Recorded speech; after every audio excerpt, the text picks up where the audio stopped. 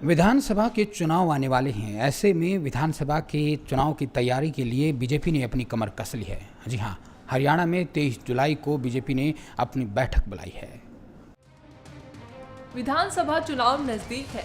ऐसे में कोई भी राजनीतिक दल चुनाव की तैयारियों को लेकर कोई कोर कसर छोड़ना नहीं चाहते। जहां कांग्रेस प्रदेश भर में रैलियां कर अपने वजूद को मजबूत करने की कोशिश कर रही है, वहीं बीजेपी ने भी चुनाव तैयारियों को लेकर रणनीतियां बनानी शुरू कर दी हैं। इसी सिलसिले में बीजेपी की एक महत्वपूर्ण बैठक 23 जुलाई को दिल्ली के हरियाणा भवन में बुलाई गई है, जिसकी अध्यक्षता प्रदेश अध्यक्ष रामविलास शर्मा करेंगे। इसमें बैठक में बीजेपी के कई और दिग्गज नेता हिस्सा लेंगे। इस मीटिंग में विधानसभा चुनाव को लेकर चर्चा होगी। सूत्रों के मुताबिक इस बैठक में कोर ग्रुप के सदस्य, प्रदेश चुनाव समिति और सभी सांसदों को बुलाया गया है। फिलहाल चुनाव की आगामी रणनीति को लेकर इस बैठक में क्या चर्चा होगी, ये कोई नहीं जानता। इसका खुलासा तो बैठक के बाद ही हो पाएगा। जस्टिस काटजू के खुलासे के बाद आज भी घमासान जारी है, जिसे लेकर आज लोकसभा में जमकर हंगामा हुआ। वहीं कांग्रेस के अलावा कई दलों ने इस खुलासे पर काटजू पर सवाल उठाए हैं। सुप्रीम कोर्ट के पूर्व जस्टिस और प्रेस काउंसिल के चेयरमैन मार्कंडेय काटजू के खुलासे के बाद सियासी पारा चढ़ने लगा है। काटजू के खुलासे को लेकर आज दूसरे दिन भी संसद में जोरदार हंगामा हुआ। हंगामे की वजह से राज्यसभा की कार्रवाई स्थगित करनी पड़ी।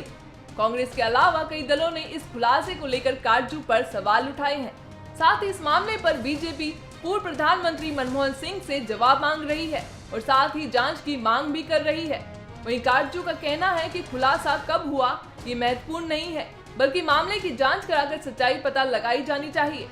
गौरतलब है कि जस्टिस काटजू ने अपने ब्लॉग में लिखा है कि मद्रास हाईकोर्ट का एक जज भ्रष्टाचार के तमाम आरोपों के बावजूद न सिर्फ अपने पद पर बना रहा, बल्कि हाईकोर्ट में एडिशनल जज भी बना और बाद में उसे स्थायी नियुक्ति भी मिल गई। अफगानिस्तान की राजधानी काबुल में स्थित आंतरिक मंत्रालय के दफ्तर में आतंकी हमले में 3 विदेशी नागरिकों समेत 15 लोगों की मौत हो गई। आतंकी संगठन तालिबान ने इस हमले की जिम्मेदारी ली है। अफगानिस्तान की राजधानी काबुल स्थित आंतरिक मंत्रालय के दफ्तर पर आतंकी हमला हुआ है। मिली जानकारी के मुताबिक इस हमले में 15 लोगों के मरने की आशंका जताई जा रही है।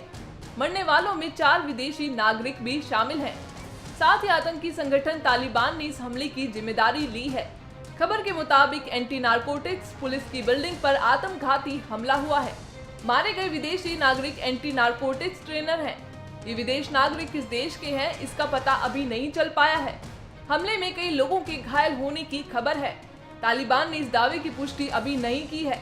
अल जजीरा वेबसाइट के मुताबिक हमलावर ने अफगानी खुफिया पुलिस का यूनिफॉर्म पहन रखा था।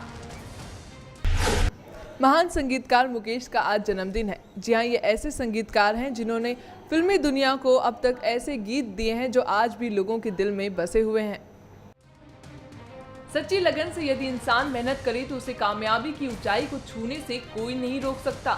इस बात को साबित किया महान संगीतकार मुकेश ने। उनके दिल को छू जाने वाला संगीत आज भी उतना ही फेमस है जितना पहले हुआ करता था। मुकेश चंद माथुर का जन्म 22 जुलाई 1923 को दिल्ली में हुआ था। मुकेश बचपन से फेमस गायक अभिनेता कुंदनलाल सहगल के फैन थे और उन्हीं की तरह गायक अभिनेता बनने का ख्वाब रखते थे।